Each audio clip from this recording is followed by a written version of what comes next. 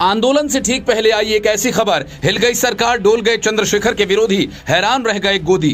चंद्रशेखर आजाद ने वो काम कर दिखाया जो आज तक कोई नेता नहीं कर पाया। अब समाज को पूरा मजा आया। आज के बाद कभी नहीं होगी पैसों की कमी, हर कमजोर की मदद के लिए पहुंचेगी भीम आर्मी, आजाद होगा समाज।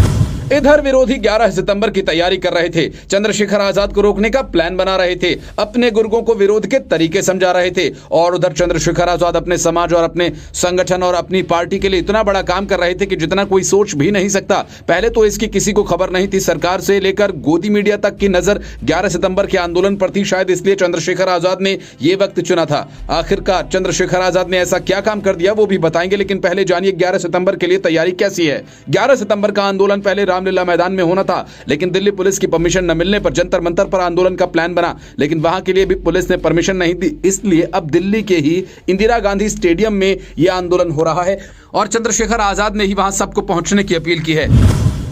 जो कार्यक्रम पहले हमारा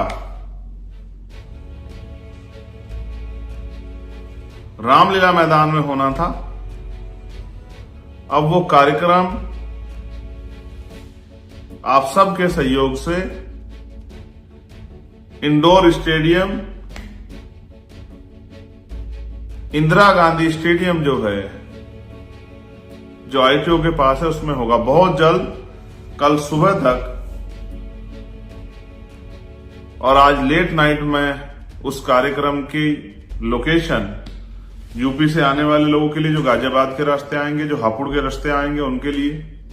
अब समझिए कि ऐसा क्या काम चंद्रशेखर आजाद ने कर दिया जिससे विरोधी चिढ़ रहे हैं। दरअसल आंदोलन से ठीक पहले जिस विदेशी दौरे पर चंद्रशेखर आजाद गए थे, उससे उन्होंने बड़ा समर्थन जुटाया था। वो सिर्फ ऑस्ट्रिया नहीं गए थे, पोलैंड और इटली जैसे देशों का भी दौरा उन्होंने किया। यहां वो संत रविदास के भक्तों से भी मिले और अपनी पार्टी के लिए समर्थन के साथ साथ पैसा भी जुटाया। सुनिए उन्होंने अपने दौरे के बारे में क्या कहा।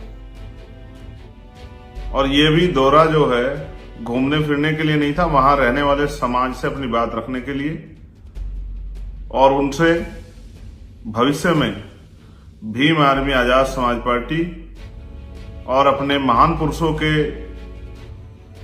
जो सपने हैं उनको पूरा करने के लिए